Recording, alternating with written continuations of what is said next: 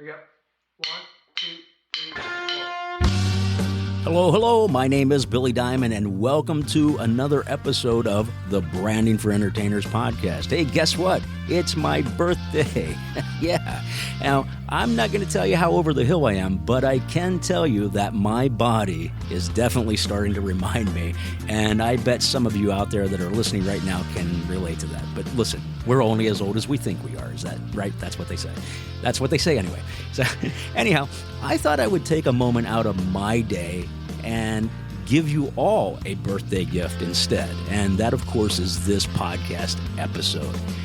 In my last episode, Channeling Publicity Like Houdini, just a few days ago, I mentioned that in upcoming episodes, I would be giving you more tools to work with and doing less interviews. And I think it's really important that whether you're an amateur or a professional entertainer, that we revisit not just some basic foundations and fundamentals in branding and marketing, but we dive a little bit deeper, and I also give you some great tips that you can use right now. So moving forward, that's what we plan to do.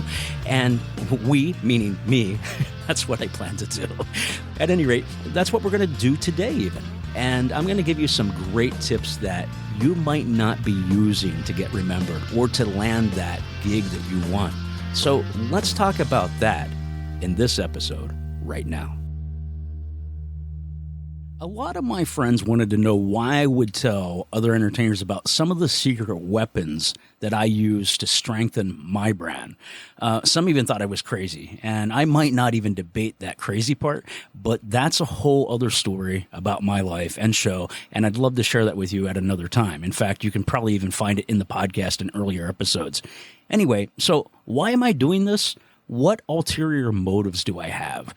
The fact is that branding is something I know very well. It's a passion of mine, and I also love to help people. And I believe that when we feed into our strengths and are confident in who we are, then we no longer see people as competition. And this eye-opener of being me has given me the confidence to help other entertainers, especially those who might be struggling or just need a boost of encouragement, especially with their brand. I also remember what it was like to go it alone and to have to find many of these helpful secrets on my own. And I wanted to save you some time so that you can focus on what you do best, your strengths, your talent.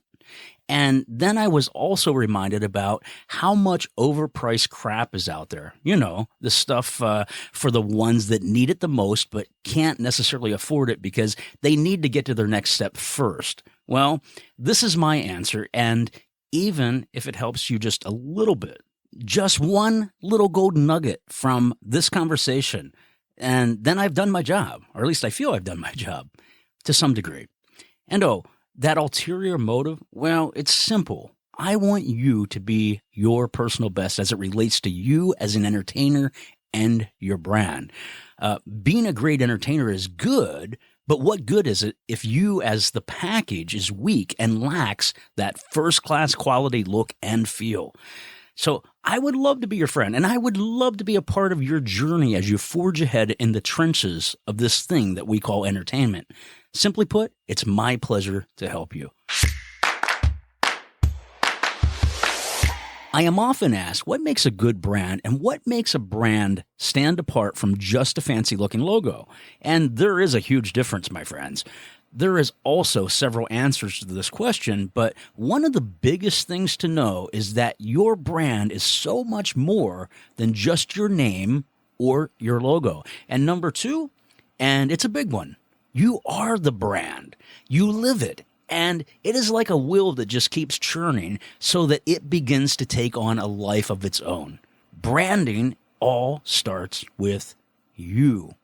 And regardless of your name, your show name, or company name, several elements go into the process of brand creation or even building a stronger brand for yourself as an entertainer. Good branding is about strategy. It requires a balance between visual appeal and verbal communication, and I've actually added a third element, and that is your virtual communication or your online presence. So I call it the 3 Vs, your visual, verbal, and your virtual brand. And furthermore, branding is an extension or even a sister to good marketing. It is a utilization of a goal-oriented business plan, personalized, and wow-em customer service. So important these days. And mixed with your own core values, your word, your integrity. But that's just the icing on the cake. And hey, speaking of cake, you're going to find that I make reference to cake quite a bit. And that's no accident. I like chocolate cake. No, actually, I love chocolate cake. And one of the reasons that I use the analogy of cake is that if you were to sit down with a chocolate cake in front of you, you probably couldn't eat the whole thing at once. In fact, you would probably get sick. At least I know I would. But if you're like me, over time, you could certainly eat a whole cake, chocolate or otherwise, all by yourself. And chipping away at it and at your branding is no different. Think of it like a chocolate cake. When you section it out in easy, digestible servings, it becomes so much easier. Look at it this way, too. Like cake, you're not going to get sick or even begin to have a dislike or a disdain of it if you can just digest it a little bit at a time. No different than your brand. As a little side note, I think that many entertainers look at their brand as something that is so overwhelming because they don't know how to do it properly that they just don't start it at all. But here's a good start. Adding just the right ingredients to your branding, as we're talking about cake and mixtures, it also gives you the title to that secret recipe that everyone wants. You know which one I'm talking about. Hey, can I have grandma's recipe? Blah, blah, blah. But guess what? They can't have it. That's right. It belongs to you. It's your ingredients that make you uniquely who you are. And people can get close to duplicating that recipe, but I'm here to tell you that it's just not quite as good. And guess what? That's you. Nobody can touch your secret ingredient that you have that is so special. Now, where was I? Let's get back on track here. We can eat chocolate cake together later to celebrate your success. And where was I? Oh, yeah. The ingredients, yeah. In part, your brand should actually reflect these 4 ingredients. And there's more to it than just these, but these are some really essential ingredients, just like flour would be a base for a cake, and water, eggs, etc. So let me give you these 4 ingredients that I think are really, really important. 1, your branding should always be authentic and represent who you are, and it should not sway from that whatsoever. Number 2, your brand should always encompass your passion. Hear that again. Your brand should always encompass your passion by reaching your ideal target audience. Not the audience that you think you should go after because the money's there, but because you're following your passions. And when your passions are there, I promise you the money follows. Ask any successful person, entertainer or otherwise, they will always say that they have followed their passion and then the money followed. And that's what you need to do for ingredient number 2. Number 3, build business brand relationships of trust and alliances by making personal and emotional connections. That's so important. We live in such a fast-paced society today that it's really hard to reach somebody on an emotional level. I don't mean making them cry or pulling at their heartstrings in such a way to manipulate them. I'm talking about building brand relationships of trust and alliances by serving other people and then making those personal and emotional connections that way. Because I promise you do that, people want to reciprocate. They want to help those who have helped them.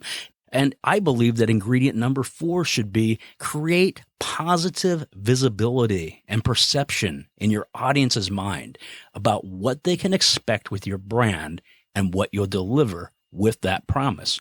And do it by using proven strategies. So what does that mean? Positive visibility. Let me try that again. I'm sorry. Get a little tongue-tied.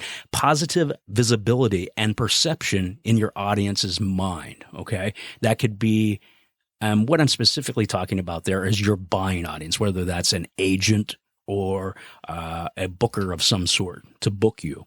So you want to plant in their mind what it is that they can expect with your brand and what you'll deliver with that promise. Here again, don't make it about you per se or your great accomplishments. Try to transition that ingredient for them to understand what's in it for them. What is in it for them? You know, Jeff Bezos, who many people know, and and if you don't, Jeff Bezos is the founder of Amazon. And when it was just selling books online. Yeah, I'm that old. Actually, I'm much older than that, but that's a whole nother story. He said this. He said, your brand is what people say about you when you're not in the room. Listen to that again. He said, your brand is what people say about you when you're not in the room. And you know what? He's right. It's about something so much greater than your name or logo or the graphics that we use. It's about perception. It's about you, the brand. And of course, I like my own saying too, and that is this. Marketing is about self-promotion to get what you want, but branding is about what your audience says and perceives about you to be true. Many people don't grasp this concept, and it's really about planting an ongoing, consistent image, like an ongoing movie in the mind of those that need our message, our brand, our service, us. So make the movie a great one and not just some B film. Remember those from the 60s? Yeah, the sleepers or the ones that they were just fillers. You need to be A-class. Present that. Since branding is about visibility and verbal communication, I just want to say it goes well beyond just getting your logo or your name in front of the right people and doing that consistently. Your job is to be visible and then keep those seeds watered all the time. And I want to share a few powerful tips with you that I wrote down. And through them, it is my hope that you will grow not only your brand, but you'll begin to understand the connection between your branding and doing what you love. So in other words, your passion, and also building a stronger brand and also building business relationships. And I wrote down 12 tips that I believe will immediately help you make your brand bigger, better, and even stronger. And even more important than that, even smarter than some of your competition. And this goes well above and beyond even if you're already a professional entertainer. Because I'm going to tell you right now, folks, I have professionals that I deal with that have no clue, and I'm talking no clue when it comes to branding. And if they just step up and brand well, they'd be so much even further ahead. So please listen to this. By personalizing the brand experience with your audience. And by the way, when I say your audience, specifically, I'm talking about your buying audience. So I don't care if you're a magician, comedian, whatever, your buyer, the buyer of your product, or in this case, the buyer of your service. So here's the deal. Chances are pretty good that your competition, they're not doing many of these powerful actions in which I'm about to reinforce with you to help you with this branding. So take advantage of it.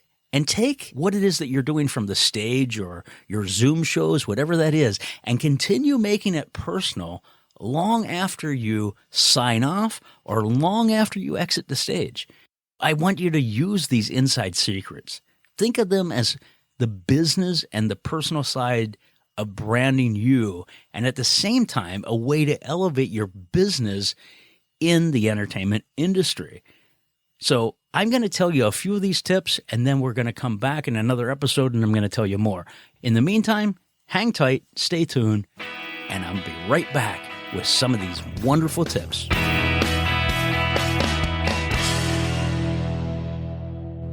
Hey, what do you say? Billy Diamond here.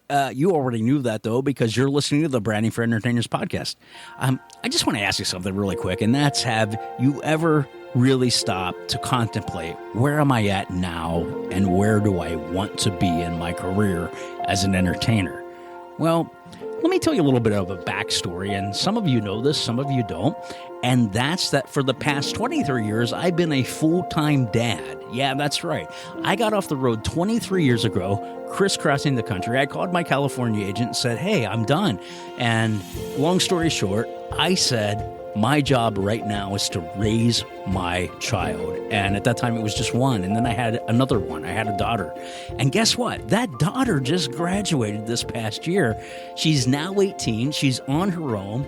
And I said, hey, I've got to get back into doing what I love. Now, don't get me wrong. I love helping other entertainers with their branding, and I've helped behind the scenes and even on stage or even in the wings. But now is my time to shine. I want to ask you this. Is it your time to shine? Maybe it is. I got to tell you about something that I'm super excited about, and that's that I just started taking Fred and Bobby Becker's course, Gigs on Ships. Oh, it's incredible. And by the way, Fred was a guest on here, and there's nothing in this for me. This isn't an advertisement to try to sell you on something. I'm just hoping that my reflection and my excitement shows, because it is phenomenal. I would have never considered possibly even doing cruise ship entertainment, because if you even go back and listen to that podcast, I even say it on there that I don't know if that's me. But I have to tell you, in hindsight, now that I'm taking the course, it's amazing, because even if I decide not to do cruise ships, I know I can take all the knowledge and push it towards a corporate market. But honestly, I kind of am excited about the ships myself. Here's the deal. Fred and Bobby, they have over 50 years combined experience in the cruise ship market. So they reveal all, they tell all, they show you exactly how it needs to be. No different than what I do here on Branding for Entertainers, and it's really important to get it right. That's a big thing that Fred talks about. You only have one chance to get it right. You only have one chance to make your mark on your brand. And guess what? You have the opportunity. You can do it. Well, maybe you've contemplated doing cruise ships. Maybe you haven't. Maybe you want an opportunity to see the world. And here's the cool part. With the pandemic and things coming back, guess what? In the spring of 2022, things are coming back, and you can be ahead of the game. And here's what's cool. Fred, myself, all these other people want to be a part of that equation to help you succeed. We don't see you as competition. We say, how is it that we can help you? And guess what? That's exactly what Fred and Bobby have done. I would love for you to go to gigsonships.org. Check it out, because there's going to be some really cool free content there that you can see. Even if you have questions, even after the fact, reach out to Fred. It's okay. Guess what? We're not going to bite. We are entertainers, and we're here to serve and to help you. In the meantime, let's get back to our podcast. I just want to say to you how grateful and thankful I am that you're here. I really appreciate you listening to this podcast and being with me, especially today on my birthday. I hope you're getting some ideas and some content right now, even prior to our break. But I do want to tell you about some of these great tips that I've been teasing you about. And believe me, that teasing hasn't been on purpose. It's just that I think it's really important to segment it out and give it to you a little bit at a time. Now, before I get into these tips, though, you'll hear me mention your competition. And I've said earlier that we shouldn't think of other people that do what we do as competition. But just for the sake of you understanding, that is why I call them your competition or your competitors. So let's do this. I want to talk to you about some of these inside secret tips that you can do. And let's start with branding tip number 1. I think this is a great one, and it's an opportunity for you to send your price quotes in video form. Now, how often do you get requests, maybe it's online, an email, whatever, for information of somebody just shopping prices for what you have to offer, regardless of what kind of entertainer you are? And how many times do you send back just a quick email that, hey, I either can't do it, or you reply with a canned, or maybe it is a personal response, but then you keep your fingers crossed and you hope that you land this event on your calendar? Well, here's a great attention grabber in tip number 1 that I think is really helpful to make you not only stand out, but it makes it much, much more personal. It's a way to plant the seed of your brand. In other words, the perception in their mind that we talked about long after that email hits their inbox. So here's an idea. Instead of sending just another email quote like your competition, try sending a video recording of yourself presenting a short proposal. And by using any sort of free app, really, you can use your phone even, you'll be able to record your screen or your voice Or if you want to make it more personal, as I said, you can just put the camera on you and you walk that potential client through your presentation. Now, this doesn't have to be a really big presentation, not at all. It's just about a personal connection. And this will give you the chance to make your message really personal and walk them through each step of your quote. And it gives you the opportunity to seal the deal. And they can view all this as if it were live, because here again, you're making a connection. And they can do that at any time, any day, any hour, and whenever it's convenient for them. And as you begin to develop this process of sharing this kind of information, of proposals and quotes, you can build a folder, perhaps right even on your desktop or on your phone, which can contain the information that you will use pretty much all the time. So you can get it down to a science where it's not just this ongoing long process. You can shorten that process. So don't forget that the key to this is to look professional, but at the same time, personalize it by making it simple and having kind of this impromptu, personalized conversation with its look and its feel. I think that's a really good tip, and that is tip number 1. Okay, let's move on to tip number 2. Let them hear your voice. And this is a spinoff of the previous where you're doing video, but instead of doing video, you're doing voice. So here's the deal. Instead of sending people traditional emails, let your recipients hear your voice. It wasn't all that long ago that we would actually pick up a phone. Remember that? And we'd leave a voicemail message. But I'm going to tell you, in today's world, unless it's really compelling or they know you personally, you probably won't land that call back. And that is so true. And we now live in a generation of people who rarely ever listen to their voicemails. And it's time we start trying something new, especially when it comes to starting and advancing business relationships and with our brand, of course. And if you're from the old school and perhaps you're still using a fax machine, I'm going to tell you, then it's probably time that you listen up and you start taking some notes, especially on this episode of this podcast. Let me just say, it's super easy to record quick audio files through your computer, or listen, we're always attached to a cell phone. What better way to do it? Turn on that voice recorder. Just do it. Facebook Messenger even gives us that opportunity these days. And I'm going to tell you, I've practiced this, and the response rate is so much better than just sending a message or sending an email. And these days, you can easily send that audio attachment even within an email or a text message, private message, etc. Now, here's something cool too. Aside from promoting your own brand, this is also a great way to shift the focus from you. And instead of sending traditional emails to connect people together, you could record a quick audio file and send it out. And you tell them that you thought you'd record just a quick audio about why they should connect with you. And you begin to get to know one another. And really make it something special that is less about you, more about them. Or maybe you have seen something or you heard something that reminded you of them. And I often do that where I'm like, hey, this reminded me of you. And I will just send a quick response because now you're making it about them. So here's the key too. Make it short, make it sweet, and to the point. And here's the deal. Hearing your voice opposed to simply typing another message is just one more personalized connection to making them remember you. Now, before I give you the third tip, I want to say this, and you might be looking at this and saying, well, this is just marketing. And I'm going to tell you, no, it is not just marketing. Because if you go back and listen to what I just said, this is about establishing relationships. And here's the deal. What I've learned with marketing is marketing seems to be the short path to say, hey, I want you to take action. And I want you to do this. Where branding is about building relationships with people and really networking.